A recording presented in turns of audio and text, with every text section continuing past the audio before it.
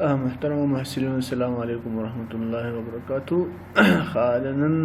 درس موضوع ده زموږ uncollectible accounts. اول مخکې له دې چې مونږ د uncollectible accounts accounting treatments سره شو او د انټرنی accounting محاسبه وغیره څنګه کیږي باید په دې باندې پوه شي چې uncollectible accounts څه ته وایي. صحیح ده. او بیا هغه نه پس په بیا موږ ان شاء الله په دې باندې کار کوو چې څنګه موږ د دې ټریټمنټ کوو په بزنس کې. ښه نو ګورئ اول account receivable that a company cannot collect. هغه account receivable چې کمپنی نشي کولی چې هغه جمعواري کړي. فرض مثال یو کمپنی د هغې په خپل کسټمرز باندې قرضې دي. صحیح ده. نو په دې کې داسې کسټمرز شته چې هغه فیل شي په پیمنټ کې یا بینکرپټ شي یا غیب شي یا بیکاز اف مینی ریزن کنه چې هغه ونشي کولی چې خپل قرضې په وخت ادا کړي بیخي ادا نه کړي بالکل کنه. نو an account receivable that a company cannot collect because the client is unable or unwilling to pay. کله کله یا نشي کولی یا قصدا نه ورکوي چې خپل قرضات په خپل وخت ادا کړي. If the client is simply unwilling to pay, که چېرته قصدا یو کلاینټ یا یو کسټمر خپل پیسې په وخت باندې نه ورکوي نو the company can sue to collect what is owed. نو هغه پیسې چې باید کمپنی ته ورکړی شي هغې لپاره کمپنی په هغه شخص باندې څه کولی شي یو کیس پې کولی شي. صحیح ده. کیس پې فایل کولی شي د هغه په خلاف باندې. however this incurs its own expenses. خو دا هم چې دا مصارف لري ځکه چې کله ستاسو پیسې بندې وي او هغه نه راوځي نو په هغه صورت کې بیا تاسو کیس کوئ چې کیس چې دی دا یو لیګل پروسیډنګ دی په هغې کې د وکیل ایکسپنسز دي هغې کې نو ډېر مصارف راځي. نو کله کله داسې وشي چې هغه پیسې مونږ لیګلی هم کوشش کوو چې هغه مونږ هغه پروسس مخکې ونوځو پیسې کلیکټ نه کړو ځکه چې د هغې په جمعوارۍ باندې چې کوم مصرف راځي نو هغه پیسې د هغې نه کمې وي. نو په دې وجه باندې کله چې مصرف یې په جمعواري ډېر دی نو بیا هغه پیسې موږ بیډ ډیټ حسابوو او هغه بیا نه کلیکټ کوو. it may not be worth the effort. نو هغه کله کله د محنت او د effort چې د هغه ته جمعواري کې د هغې په هغې نه ارزي. If the client is unable to pay, for instance, because of the bankruptcy, وایي کله کله د یو بزنس دیوالیه شي او بینکرپټ شي د هغې د وجې نه یو کس ته خپل پیسې نشي درکولی the company writes off the amount lost as a bad debts. دغه وخت کې کمپنی هغه پیسې چې لاس کېږي یا د منځه ځي د بینکرپسي د وجې نه نو هغه کمپنی هغه څنګه کاونټ کوي حسابوي as a bad debts. bad debts هغه ډیټس ته وایي چې هغه مونږ خپل ځان لپاره مصرف کې کاونټ کوو او وایو چې بس دا نور نه کلیکټ کېږي نه جمعواري کېږي. This reduces the company's revenue. دې سره څه کېږي کمپنی عایدات طبعا کمیږي ځکه چې یو پورشن د عایداتو هغه ته واپس جمعواري نشي. but also reduces its taxable income. او همدارنګې taxable income هم ورسره کمیږي. ولې ځکه چې کله ستا ریونیو کم شي انکم دې کمیږي چې انکم دې کمیږي نو ټیکس obviously ټیکس به دې کمیږي. صحیح ده. ښه بل دغه اکاونټینګ ویلیام میکس چې کوم بک دی اکاونټینګ فکر کوم د 12th edition هغه بک نه دا ما راخیستی دي بریف ایکسپلینیشن دی او دغه اگزامپلز هم هغه بک نه دي نو په دې وجه باندې دا ډېر کمپریهنسیو او کلیر دی نو مثال کې مې دلته دا ذکر کړی دی. ښه uncollectible accounts وایي د بک کې څه وایي we have stated that account receivable are shown in the balance sheet at the estimated collectible amount called net realizable value. خدای کې دا خبره کوي چې account receivable کمې پیسې چې مونږ د کسټمرانو را جمع کوو دا په بیلنس شیټ کې په څه باندې ښودلی کېږي؟ په بیلنس شیټ کې په نیټ ریلایزیبل ویلیو باندې ښودلی کېږي. ښه اوس په دې ته خو دې خیر کې دا خو بیا پین کار نه کوي. دلته څه مشکل دی چې په دې دا پین کار نه کوي. صحیح ده. او دې سره زمونږ ډېر مشکلات ایجادېږي چې زه غواړم دلته لیکل وکړم، څه هایلایټ کړم.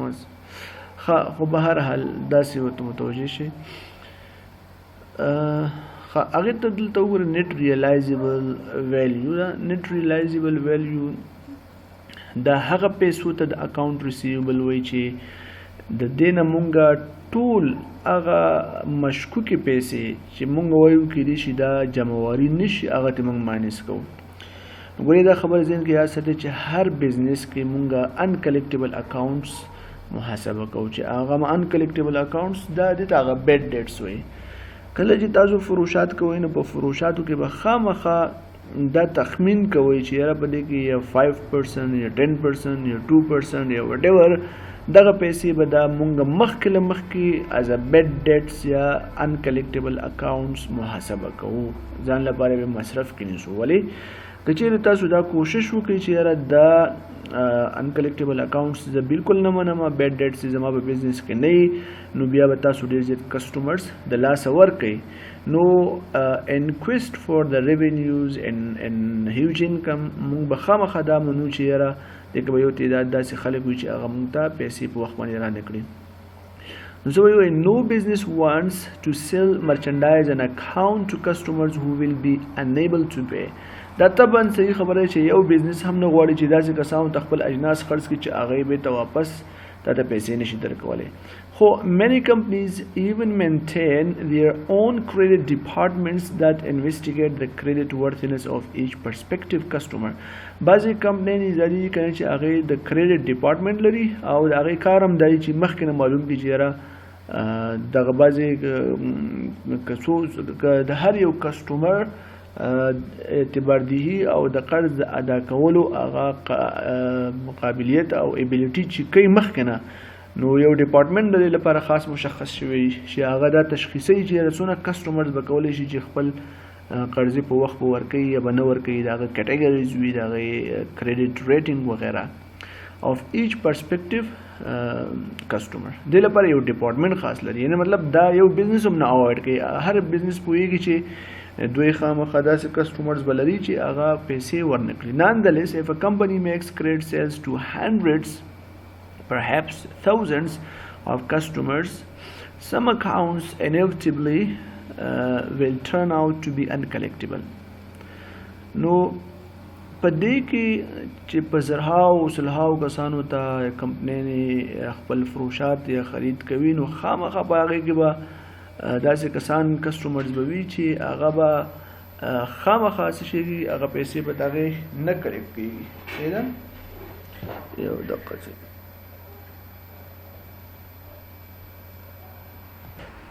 ښه A limited amount of uncollectible accounts is not only expected. داسې نه ده چې یو څه حد محدود حد هغه کسانو چې پیسې نشي په وخت باندې ادا کولی، واپس قرض نشي ورکولی، چې صرف همغه ایکسپیکټ کوي بزنسز. نه، it is evidence of sound credit policy. ګورئ د کریډټ پالیسي دا یو ډېر ښه ایویډنس او ثبوت دی چې مونږه هر بزنس باید خپل کریډټ پالیسي کې د دې لپاره یو څه پرسنټ ټاکلی وي چې دومره پرسنټیج باید د کسټمرانو نه زمونږ جمعواري نه کړی شي. صحیح ده. نو دغه ساوند پالیسي ده د یو کریډټ ډپارټمنټ، ځکه خامخا په بزنسز کې دا موجود وي. So if the credit department is overly cautious, که چېرته د یو بزنس ډېر زیات کوشش کوي که نه چې کاشیس ډېر زیات خیال کوي، کوشش کوي یا داسې تدابیر غوره کوي که نه چې د بزنس چې د خپل مطلب دغه بیډ ډیټ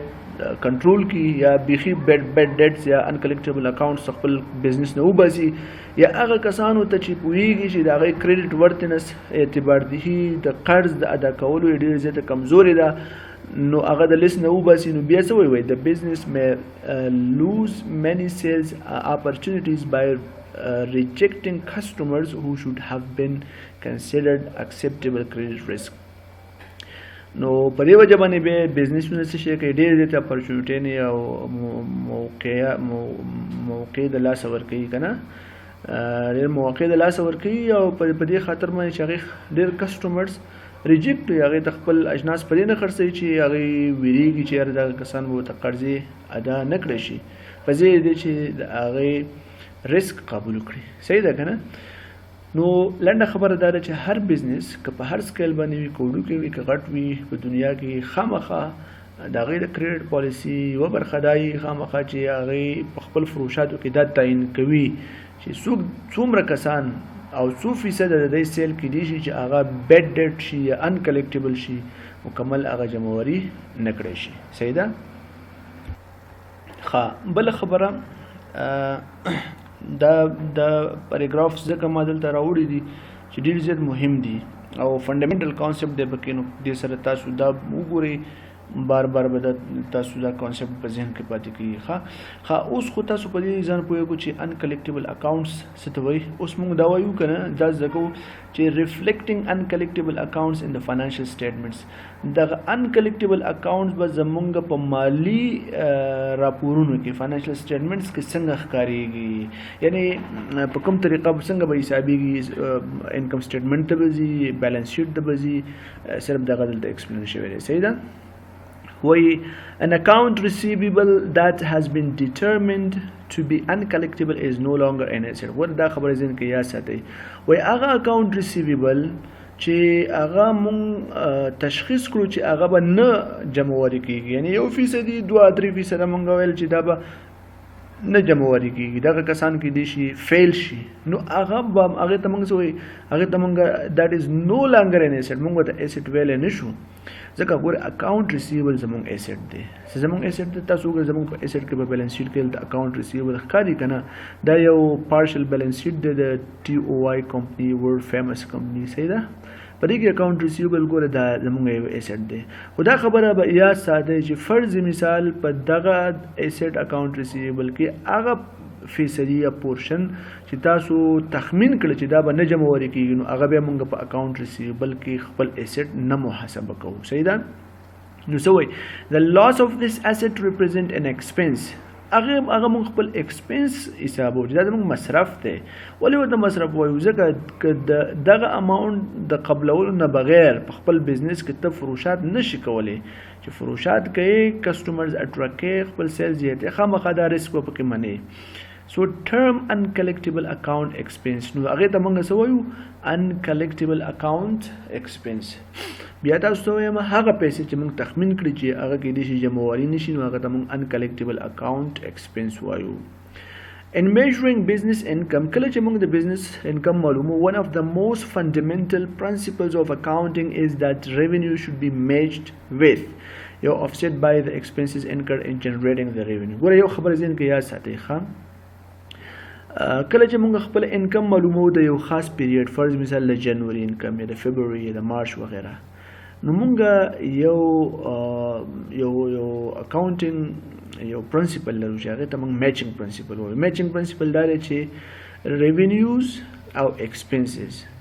هغه ایکسپنسز چې د هغه په واسطه باندې ریونیوز جنریټ شوي دي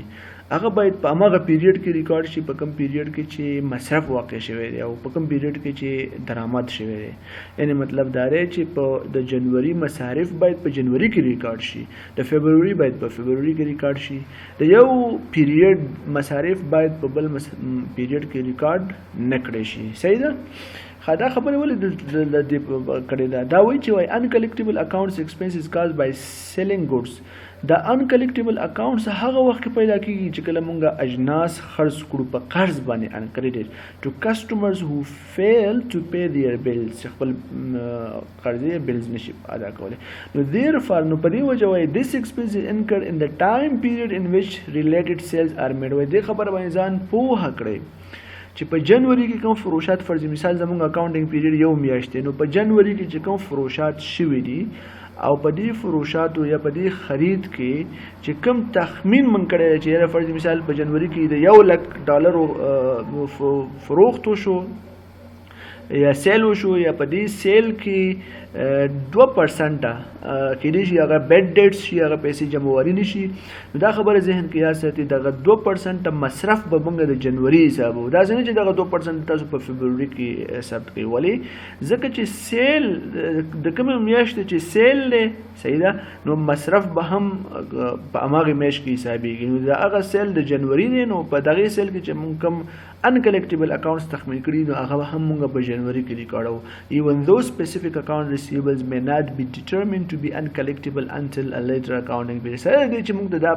دقیقاً پته نه لګي چې مخکې نه موږ نشو ویلې کنه موږ خو تخمین کوو کېدای شي دغه تخمین چې موږ کړی د 2% کسان موږ تخمینوو چې دا کېدای شي موږ د قرضې ادا نه کړي نو دغه قرضې کېدای شي فبروري پورې ادا نه کړي کېدای شي مارچ پورې ادا نه کړي کېدای شي په جنوري کې به ته واپس ادا کړي لکه هغه اشخاص موږ ته معلوم نه دي چې دغه پیسې چې دغه نه زموږ د پیسې ډوبېږي چې هغه به په جنوري کې د زموږ پیسې ډوبېږي که فبروري کې کم وخت کې به زموږ د پیسې دغه کسانو نه بالکل از بیډ ډیټ کاونټ کیږي نو په دې خاطر چې کله دغه ډېر مشکل دی چې موږ دې ته وګورو چې وګورو صبر وکړو چې دغه کس احمد دی یا محمود دی یا پلانکې دی څوک به بینکرپټ کیږي او څوک به مړ کیږي او موږ ته پیسې نه راکوي نو چې کله هغه وخت راغی هغه وخت کې موږ دا مصرف ریکارډو دا یو قسم ته مشکله خبره ده نو موږ تخمین نیسو مخکې نه مصرف نیسو چې په دې جنوري کې به دونه فروشات وشو په دې کې دغه فیصد مصرف او دا مصرف موږ ډایرکټ جنوري پسې محاسبه کوو صحیح ده خا اوس د لپاره چې دا تاسو پوه شئ یو پریکټیکل عملی مثال باندې موږ شروع کوو او بیا غو عملی مثال باندې ان شاء الله تاسو ته دلته په ژورنال کې یو ټرانزیکشن ریکارډ کوم ښه ګورئ ښه خبري مثال کې سوي وای to illustrate assume that world famous toy company یو کمپنی د world famous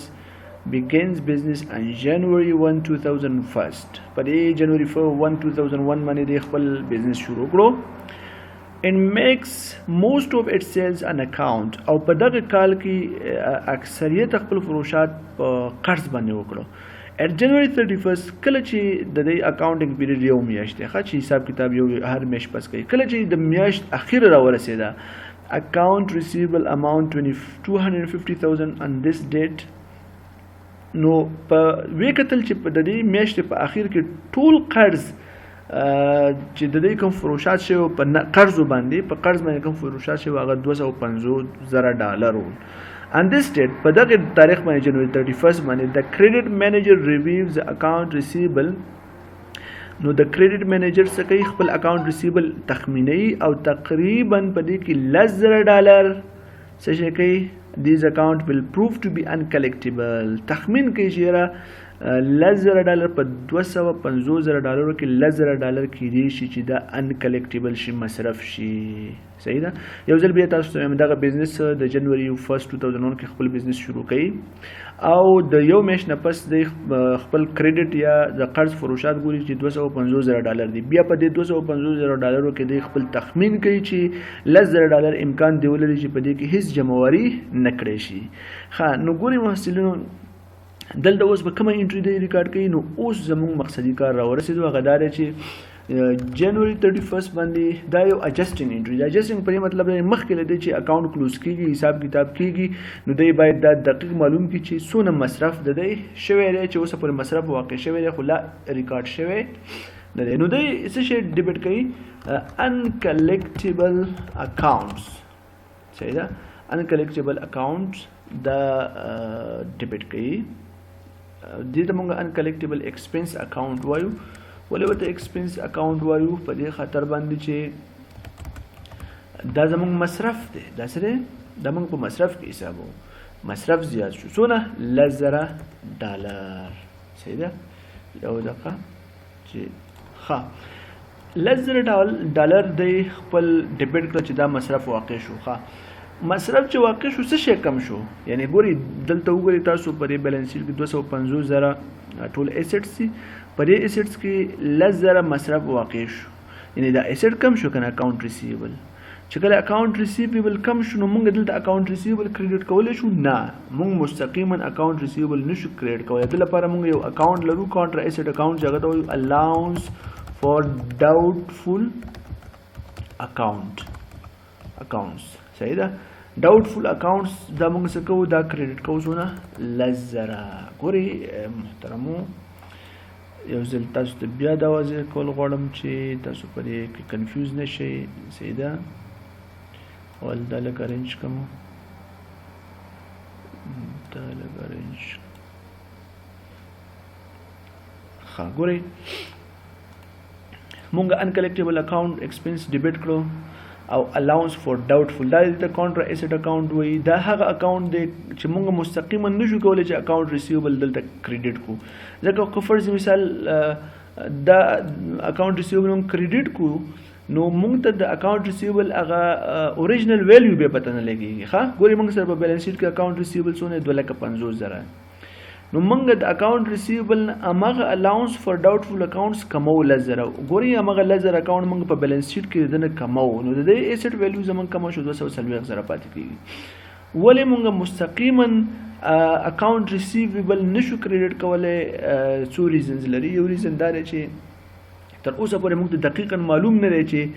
اکاونټ ریسیوبل د کم کس فیل کیږي. ځکه دا اکاونټ ریسیوبل د کنټرول اکاونټ وای. دا اکاونټ ریسیوبل د مجموعه د مختلفو اکاونټونو ده. فرض مثال تاسو دې ځګنه کې خیم وري ښه زه تاسو دې مثال کې صرف واضح کوم. تاسو دلته اکاونټ ریسیوبل له موږ سره 2,50,000 صحیح ده. اوس دغه 2,50,000 د زمونږ فاینل کنټرول اکاونټ دی. لکه دا خو داسې نه ده چې دا یو شخص ته د پیسې قرض دي کسټمر. دا خو ډېر دي. فرض مثال یو کسټمر موږ سره احمد دی، اسلم دی، علي دی، ډېر زیات کسټمر دي. خو داسې فکر وکړئ چې درې ما صرف دلته مثال کې ورکړي دي. اوس د دې ټول اکاونټ ریسیوبل د هر یو اکاونټ ریسیوبل دا اکاونټ ریسیوبل جمع کېږي ټوټل 2,50,000 دی. نو مونږ تخمین کوو چې یاره په دې 2,50,000 کې فرض مثلا مونږ چې احمد فیل کېږي چې دونه پیسې نشي ورکولی، یا اسلم فیل کېږي، یا علي فیل کېږي، څوک فیل کېږي. دا تخمین خو مونږ ته خو پته نه لګي چې یاره په دونه سیل چې شوی په دې سیل کې به کم کس به څه کېږي دا به ناکامیږي یا فیل کېږي چې تر څو مونږ ته پیسې په خپل وخت باندې راکړی شي. کله چې موږ دا تخمین نشو کولی نو څنګه موږ اکاونټ ریسیوبل کولی کم کو؟ دا خو نشو کمولی ځکه دلته اکاونټ ریسیوبل ته نشي کریډټ کولی. که دا کریډټ کې نو دا اکاونټ ریسیوبل دس از سم اور د ټوټل اف د سبسیډري اکاونټ. صحیح ده که نه؟ موږ به څه وایو چې دا اکاونټ ریسیوبل چې کم شو دلته څوک افیکټ شو، یعنی کم کس موږ تر اوسه پورې شورلی اسټیمیټ کړی نه. موږ جنرال خبره کوو ځکه ګوره که دې کې یو اکاونټ هم کمیږي نو دلته به ټوټل کمیږي. فرض مثال دا 80,000 دی، موږ وایو چې دا 50,000 شو، 10,000 چې دی دا فیل شو نو دلته په دې کې ګوره 2,40,000 شو، کم شو که نه؟ که چېرته دا موږ فرض مثال 0 کو دا وګوره دلته 1,90,000 شو. صحیح ده. نو دا موږ 80,000 کوو. هر یو اکاونټ دا ټوټل د دې اکاونټونو دی. دا که موږ فرض مثال 1,00,000 کو دا موږ 40,000 کو. صحیح ده. دا وګوره دلته ټوټل کې فرق راځي. نو موږ نه پوهېږو چې کله موږ وایو چې یاره دا 2,50,000 ویلیو موږ کمو نو دا خو به خامخا دلته سبسیډري کې یو کس فیل کېږي که نه؟ نو څوک به فیل کېږي؟ د چا اکاونټ به موږ سره ډیفالټ کېږي یا هغه به بیډ ډیټ کېږي. نو کله چې موږ دا تخمین په ایډوانس کې نشو کولی او موږ عمومي خبره کوو نو په دې خاطر باندې موږ اکاونټ ریسیویبل نشو کمولی ځکه چې دا کم کو نو دا بلته بیا نه ټیلی کېږي. د ټوټل بیلنس اف دي سبسیډري اکاونټس د مین اکاونټ سره نه مساوي کېږي. نو ځکه موږ الاونس فور ډاؤټفul اکاونټ د دې په ځای باندې یو کانټرا ایسټ یو بل عوض اکاونټ موږ کریډټ کوو چې دغه اکاونټ بیا موږ فردر کولی شو چې اکاونټ ریسیوبل نه موږ 10,000 د ډاؤټ دته الاونس فور ډاؤټ وایي. یعنی مطلب موږ مخکې نه په ډاؤټ کې یو پروویژن یو الاونس یو تخمین موږ کړی دی او دا پیسې موږ منلي دي چې دا به کېدای شي چې موږ جمعواري نشي. نو دا اکاونټ بیا موږ په بیلانس شیټ کې د 250,000 نه منفي کوو نو هغې نه راځي 2,40,000. صحیح ده. یو ریزن. دویم ریزن دا دی چې موږ اکاونټ ریسیوبل ځکه نشو کمولی چې دا موږ کم کړو نو موږ ته پته به نه لګي چې زموږ سره اوریجنل اماونټ څومره دی او نیټ ریالایز څومره دی. د اوس د 240,000 نیټ ریالایزډ ویلیو یعنی مطلب دا هغه ویلیو ده چې د ټول الاونس ماینس شوی دی کوم الاونس ډایرکټ ماینس کو دلته اکاونټ ریسیوبل کریډټ کو د الاونس په ځای باندې نو obviously اکاونټ ریسیوبل کې چې لزره کم شي نو بیا موږ سره دا الاونس بالکل نه وي او د 2 لک اکاونټ ریسیوبل مخامخ به موږ 2 لک سلوي زره ښکاری نو بیا موږ نه پوهیږو چې موږ سره الاونس څومره اوریجنل اکاونټ ریسیوبل څومره نیټ ریالایز څومره دی نو په دې خاطر باندې دا خبره ځین کې یا ساتي چې همیش لپاره موږ انکلیکټیبل اکاونټ ایکسپنس لزره ډالر موږ ایکسپنس ډیبټ کوو نو هغه لپاره موږ الاونس فور ډاوټفul اکاونټ کریډټ کوو څرنګه چې تاسو ډیپریشیشن کې مونږ ډیپریشیشن ایکسپنس ډیبټ کوو ډایرکټلی مونږ د ایسټ نه مونږ نه کومو یو کاونټر ایسټ د چې هغه ته اکومولیټډ ډیپریشیشن ایکسپنس وایي صحیح ده بیا اکومولیټډ ډیپریشیشن مونږ د مین ایسټ اکاونټ نه په بیلانس شیټ کې ماینس کوو همدا غران کار مونږ دلته هم کوو چې مونږ څه کوو مستقیما د اکاونټ ریسیوبل نه کومو منطق او لاجیک دا چې اکاونټ ریسیوبل کمیږي خو دلته مونږه انډایرکټلی یو بل اکاونټ کریټ کوو چې د کانټرا ایسټ اکاونټ وي او رول اف کانټرا ایسټ اکاونټ څه شری چې دا انکریز شي دا څه کیږي کریډټ کیږي او دا اماونټ بیا مونږ سره په بیلانس شیټ کې دلته ماینس کیږي په دې هله چې په دې تشریحاتو باندې تاسو پوښی وې صحیح ده خا اوس دا اولنې ترانزیکشن چې دا مونږ ریکارډ کوو د فرست ترانزیکشن نو وی ار ګوینګ نیکسټ خا ګوري اوس مخکې خبره څه شي موږ سره رائټینګ اف انکلیکټیبل اکاونټ ریسیویبل رائټینګ اف څه مقصد دی مقصد دا دی چې کله کله امکان لري کنه چې مونږ اوس داسې لیکلي دي چې په مجموع کې $10,000 په ټول اکاونټ ریسیویبل چې 250,000 دی دا مونږ تخمین کړی دی چې دا به نه جمعوري کیږي دا بیډ ډیټ دی خو دا خبره یاد ساتئ ښه چې کله مونږ اکاونټ دغه پیسې $10,000 دلته په بیلانس شیټ کې ماینس کړي او 240,000 پاتې شو د 240,000 د نیټ ریالایزډ ویلیو وي نیټ ریالایزډ ویلیو هغه پیسې چې دا به فور شور کلیک کیږي نو دغه نیټ ریالایز ویلیو کې به هیڅ تغییر نه راځي دا خبره یې تر اخره پورې ولې تغییر نه راځي یعنی مطلب دا دی چې یو ځلې دغه نیټ ریالایز ویلیو کې به تغییر د بیکاز اف دغه نه راځي د بیډ ډیټ اکاونټس نه راځي یعنی که چیرته بیډ ډیټ اکاونټس چې موږ تخمین کړي هغه تخمین غلط ثابت شي یعنی هغه ټولې پیسې موږ ته جمعوري شي هیڅ مخکې موږ وایو چې 2% به نه راځي خو چې اخر کې موږ ته هغه 2% پیسې هم موږ ته جمعوري شولې هیڅ موږ بیډ ډیټ لاس نه لرو بیا به هم دغه 240,000 دلته پاتې کېږي یو ځل چې تا دا تخمین وکړه دا تخمین به بیا پاتې کېږي دا به تغییر کېږي نه همدارنګه کې دې شي امکان دی ولري چې موږ 2% تخمین کړی دی نو 2% 15% کسان فیل شولو نو بیا به هم چې دغه لزر تغییر نه خوري او دلته به د 240,000 راځي خا دا تاسو ته هم چې دا ولې به دا تغییر نه خوري د کې لاجیک دا دی چې موږ د کې اډجسټمنټس کوو د لزر چې یو ځل موږ ماینس کړی که چیرته دا تخمین نه موږ سره څه شی پاتې شو یعنی موږ 15% تخمین کړو 2% هغه بیډ ډیټ لاس شو هغه 3% بل اکاونټ کې موږ اډجسټ کوو صحیح ده کنه نو د یو اکاونټ بیلانس موږ په بل اکاونټ کې څه کوو اډجسټ کوو خاصه د رائټینګ اف ان انکلیکټیبل اکاونټ ریسیوبل کې څه وایي whenever an account receivable from a specific customer is determined to be uncollectible لکه مخکې ما تاسو ویل چې موږ ته یو خاص شخص نه معلوم نو جنرally موږ وایو چې زموږ دون اکاونټ ریسیوبل په مجموع کې به څه شي کې بیډ ډیټ لاس کیږي وایي چې کله اکاونټ ریسیوبل سپیسیفیک کسٹمر نه ډیټرمن شي یو خاص کس معلوم شي it is no longer qualifies as an asset and should be written off کله چې زمونږ یو شخص موږ ته خبر راشي چې دغه شخص مکمل انکلیکټیبل دی یعنی هغه بینکرپټ شو هغه مړ شو هغه نه پیسې بالکل نه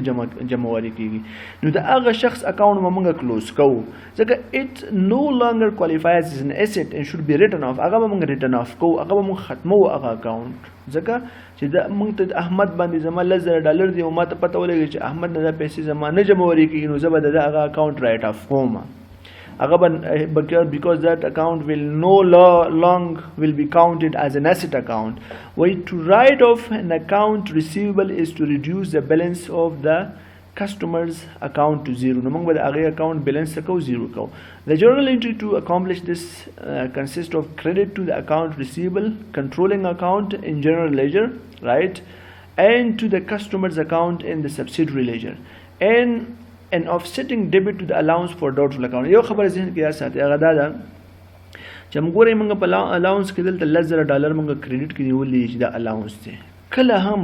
چې ته کنفرم شو دا خو هغه وخت کې مونږ په الاونس فور ډاوټفل اکاونټ کم کړی دی کریډټ کړی دی چې کله مونږ ته پته نه لګي چې د چا اکاونټ به فیل کیږي خو چې کله ته خبر لې چې یو اکاونټ احمد په نامه باندې فیل شو $15,000 نو تاسو به د الاونس د ډاوټ نه به وباسي او هغې لپاره به تاسو اکاونټ ریسیوبل نه کم کوي یعنی هغه به تاسو به شور کوي اکاونټ ریسیوبل ویلیو به تاسو څه کوي کم کوي یعنی څنګه به کوئ ګورئ چې تاسو دې لپاره یو انټري ریکارډ کوم انټری څه شی ده مثال کې دلته ورکړی وای ټو illustrate assume that early in February وي د فبروري په مینس کې early لکه د جنوري نه پس فبروري رااله world famous toy company learns د کمپنی ته پته ولګي چې د ډسکاونټ سٹور یو کسٹمر چې ډسکاونټ سٹور دی has gone out of the business and that the 4,000 account receivable from this customer is now worthless موږ ته وایي پته ولګېدله چې دغه ډسکاونټ سټور بزنس مکمل ختم شوی دی او د هغې ته چې کوم $4,000 قرض وي نو دا اوس بې فایدې شو موږ نه شو ویلی چې دا $4,000 زموږ ایسټ دی ځکه چې دغه کس فیل شو اوس دې ټیم کې موږ څه کوو دې ټیم کې به موږ د دغه ډسکاونټ سکور دغه 4,000 بیلنس زیرو کوو د دې زیرو کولو لپاره باید موږ څه وکړو ډیټ څه شی دی ډیټ دی موږ سره ارلی فبروري ډیټ معلوم نه دی خو ارلی فبروري تاسو فکر وکړئ چې دا this is February 5 دی صحیح ده February 05 دی ښه اوس مونږ څه کوو د دې لپاره مونږ اوس دغه د دې اکاونټ چې دی د دې ډسکاونټ سټور اکاونټ دی دا به مونږ اوس زیرو کوو زیرو کوو به څنګه کم ګوري دا خبره ذهن کې یاد ساتئ که چېرته موږ سره یو اکاونټ ډیبټ بیلنس ولري به تاسو کریډټ کوئ او چې کریډټ ولري نو هغه به تاسو څه کوئ ډیبټ کوئ نو دلته به اول موږ د هغه الاونس نه وباسو ډاوټ نه به وباسو موږ به الاونس فور ډاوټفل اکاونټ دا به موږ ډیبټ کو څومره $4,000 دا زموږ ډاوټ نه ووتلې دا به موږ دې لپاره مستقیما موږ به اکاونټ ریسیویبل کریډټ کو څه به کریډټ کو اکاونټ ریسیویبل اکاونٹ ریسیویبل سب اکاونٹ چې ډسکاونټ سٹور دی ډسکاونټ سٹور صحیح ده دا موږ کریډټ کوو څومره $4,000 ګورئ کله چې تاسو ته لږ مخکې ما وښوده چې یو کس ډسکاونټ سٹور کریډټ شو کم شو نو اټومیټیک زموږ کنټرول اکاونټ کې به هم بیلنس کمیږي ځکه کنټرول اکاونټ از د ټوټل اف آل سبسیډري اکاونټ صحیح ده که نه نو اوس ته دا کلیم کولی شي چې یاره زموږ اکاونټ ریسیویبل څه شی شو کم شو اکاونټ ریسیویبل زموږ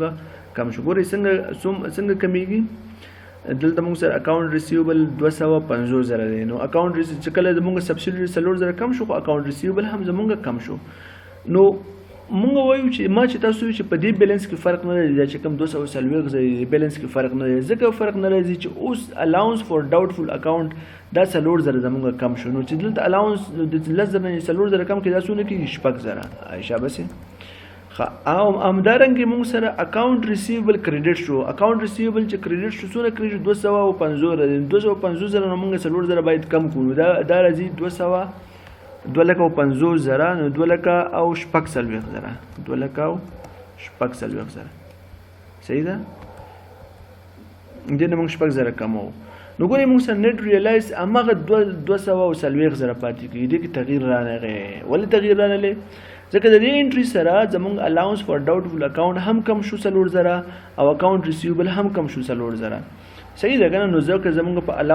نیټ ریلایز ویلیو به همیش ثابت څه کېږي پاتې کېږي ګورئ یو ځل بیا تاسو وایم چې الاونس موږ په دې باندې موږ ډیبټ کوو چې موږ مخکې په کریډټ کې اچولي چې $10,000 دا موږ سره په ډاوټ کې وي خو چې اوس یو کس کنفرم شو نو په دې خاطر موږ د ډاوټ نه وباسو نو د ډاوټ اکاونټ موږ ډیبټ کوو او د هغې په ځای موږ کنفرم اکاونټ کم کوو چې هغه اکاونټ چې موږ سره موجود دی چې مخکې موږ نشو کمولی اوس یې موږ کمو نو ځکه موږ دلته نه کمو بیلنس صحیح ده او همدارنګه موږ اکاونټ ریسیویبل نه هم کمو نو نیټ ریلایز ویلیو کې به هیڅ کله زمونږه فرق نه راځي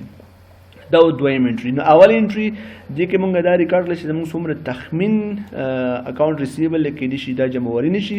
دویم انټری دا د رایټینګ اف انټری ده په دې رایټینګ اف کې مونږ یو کس دقیقاً کنفرم کړو چې دغه کس نه مونږ پیسې نشو جمعوري کولی نو الاونس به کمو او هغه کس لپاره اکاونټ ریسیویبل دقیق اکاونټ به مونږ کمو دا مونږ په دې خاطر کریټ کړو چې اکاونټ ریسیویبل زیرو شي او همدارنګه کنټرول اکاونټ ټوټل هم مونږ سره شي کم شي صحیح شو مخکې نشو کومولی ځکه چې we were not sure okay dear students this was about the writing of an uncollectible account receivable now we are going next دلته داسې وکړو چې دا به لاندې راښکته کړو صحیح ده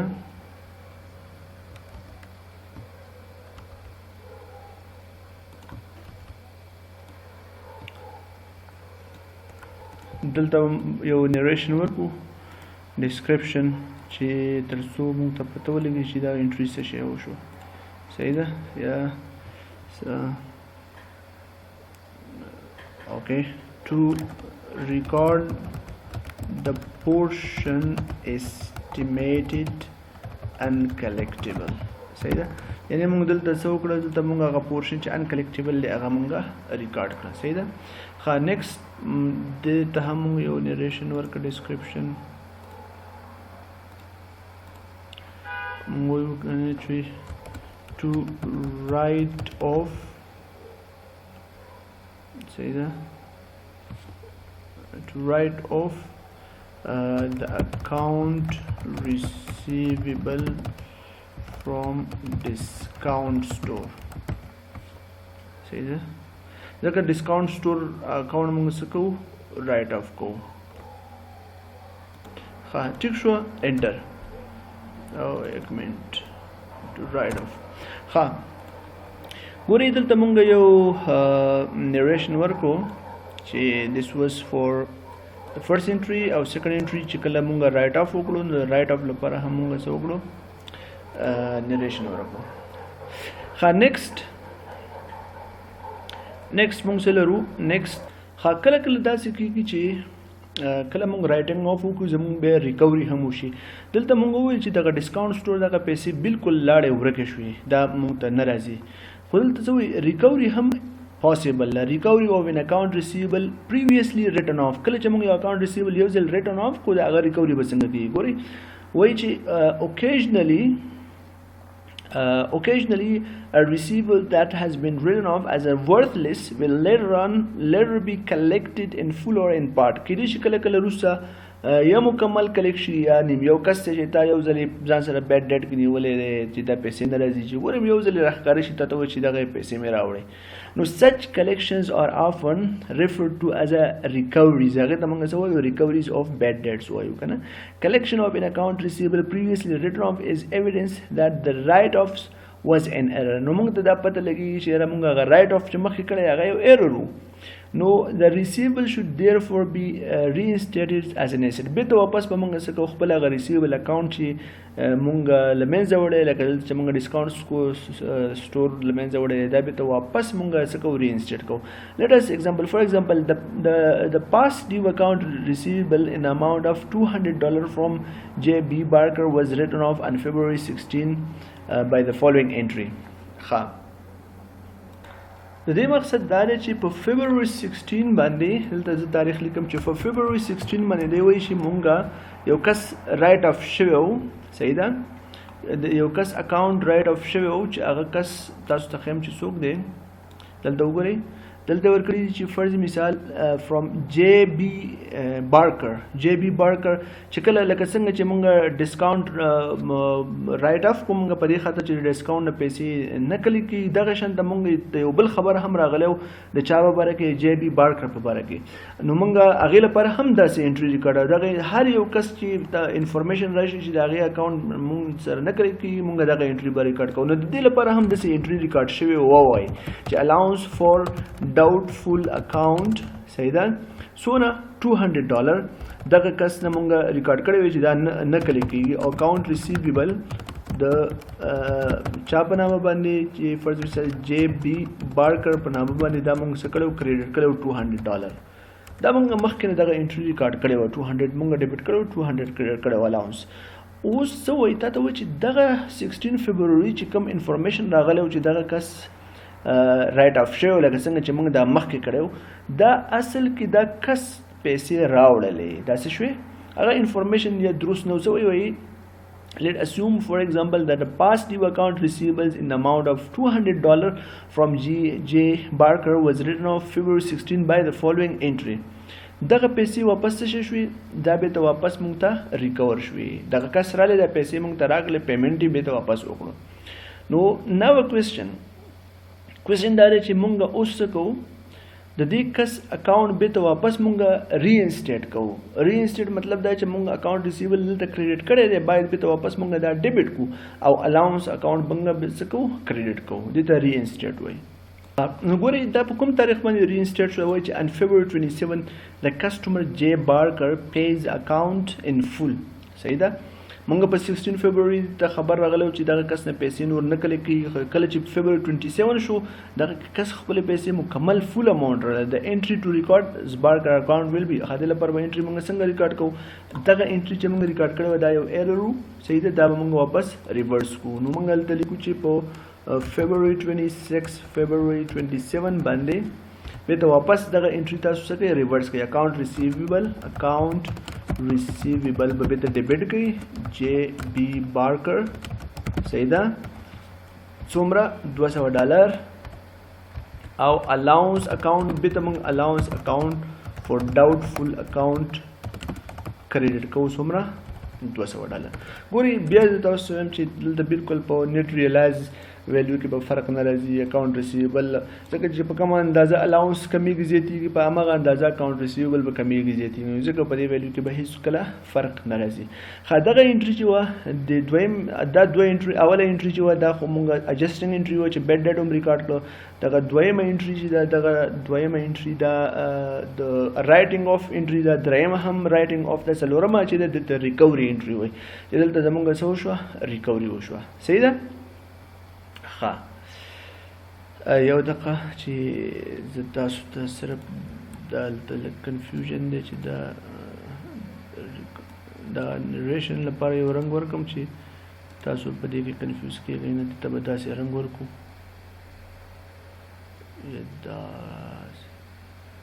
دا رنګ. صحیح ده. ښه دلته هم ډسکرپشن ورکړو. ښه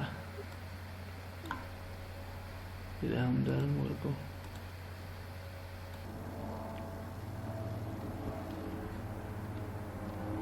ښه ګورئ د لاست پورشن کې موږ سره څه شی دی اخرنی پورشن دی ډېر مهم. ښه اخر دا دی موږ سره دا به دلته راوړو چې monthly estimates of credit losses at the end of each month. اوس دا میاشت پوره شوه بل فبروري میاشت اخر راځي که نه. at the end of each month management should again estimate the probable amount of uncollectible accounts and adjust the allowance for doubtful accounts to the new estimates. ښه ګورئ ذهن کې یاد ساتئ چې هر کله بله میاشت راځي په فبروري کې بیا سیل وشو. صحیح ده. اوس هغه سیل به موږ څنګه اجسټمنټ کوو. ګوره وایي to illustrate assume that the end of February the credit manager of world famous toy company analyzes the account receivables and estimate that approximately 11,000 of the account will prove uncollectible. دا ځلې دوی تخمین ونیو چې په فبروري کې 11,000 نور د فبروري د سیل نه تخمین دی ونیول چې امکان دی ولري چې دا موږ سره جمعواري نشي. په جنوري کې 10,000 په فبروري کې 11,000 of these accounts will prove uncollectible. صحیح. currently the allowance for doubtful accounts has a credit balance of only 6,000 determined as following. اول به مونږ داسې کوو مخکې له دې چې دغه انټري پاس کوو متوجه شي. اول به مونږ دغه کې مونږ بیلنس معلوم کوو چې what is the balance at the end of February. د فبروري په اند کې مونږ سره بیلنس څه شی ده. ښه ګورئ د فبروري په اند کې اول مونږ بیلنس معلوموو چې څه شی ده. بیا تاسو انشاءالله په دې بل انټري باندې پوهیږئ. اول مونږ بیلنس جنوري کې مونږ څونه بیلنس اسټیمیټ کړو.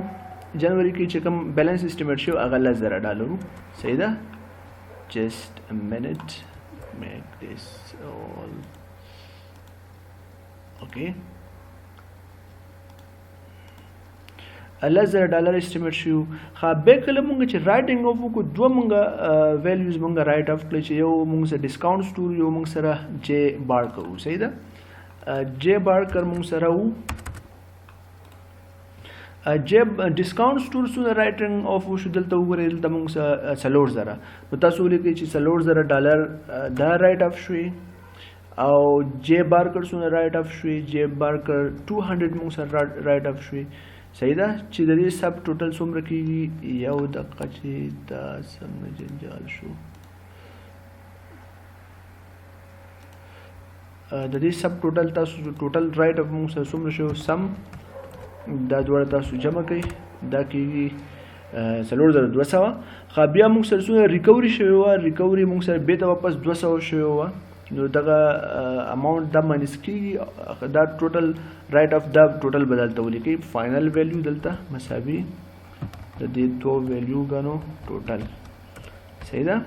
ښه ریکوري څومره وه ریکوري موږ سره 200 وه چې دغه 200 به تاسو دلته ماینس کړئ 200 ښه بیلنس موږ سره فاینل بیلنس څونه رالی چې دا موږ سره سوري دا موږ سره دا به جمع کېږي دا موږ غلط وکړو دا ایډ کا صحیح ده او دا دا ماینس کا ځکه چې دا رائټ اف دی نو رائټ اف څه کېږي ماینس کېږي ښه نو ګورئ 10,000 موږ سره بیلنس په جنوري 31 کې په هغې کې 4200 دا رائټ اف وشو بیا 200 ریکوري وشو $6,000 موږ سره بیلنس پاتې شو څه مطلب دا دی چې ګورئ موږ تخمین په جنوري کې $10,000 نیولي وو خو اصل کې په $10,000 کې موږ سره $6,000 څه شي دي پاتې دي په دې معنی باندې چې $4,000 چې دی هغه بیا ډیټ کاونټ شو او $6,000 دا موږ تخمین چې نیولی او دا لا اوس موږ سره از ا بیډ ډیټ یا انکلیکټیبل لا شوي نه دي یعنې هدف مې دا دی چې 10,000 موږ ویو چې نه به کلیکټ کېږي خو لکیلي